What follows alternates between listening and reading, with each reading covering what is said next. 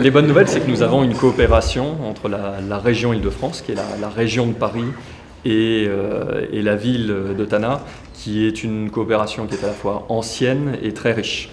Une coopération dans beaucoup de domaines. Je ne reste que 48 heures ici, donc j'ai assez peu de temps malheureusement pour voir tous nos projets. Mais en rencontrant, en discutant ce matin avec nos collègues de l'Institut des métiers de la ville, j'ai pu m'apercevoir que nous avons des coopérations dans le domaine du transport, dans le domaine de l'agriculture urbaine, dans le domaine du tourisme, dans le domaine de l'urbanisme, enfin plein de secteurs qui sont importants, à la fois pour la ville de Tana, mais également pour les acteurs de notre région, l'Île-de-France.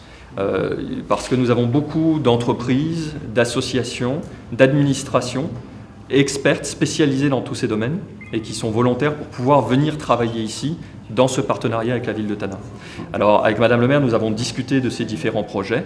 Elle m'a indiqué qu'elle souhaitait que l'on puisse ensemble réexaminer l'ensemble de ces projets et éventuellement que dans les semaines qui viennent, elle puisse m'indiquer quelles sont les priorités de son mandat pour que l'on voit comment nous, on peut continuer à travailler ensemble. Et ce, dans un pas de temps assez court ou... C'est un peu je vous donnerai une réponse mi-figue, mi-raisin. Il faut à la fois aller vite, parce qu'on ne peut pas mettre 20 ans à exécuter un projet, et en même temps, il faut que nos projets s'inscrivent dans le temps. La particularité de l'Institut des métiers de la ville, c'est que ce n'est pas un institut qui mène des petits projets ponctuels. C'est un institut qui mène des projets, souvent des démonstrateurs, des projets innovants, mais qui ont vocation à s'inscrire dans le temps.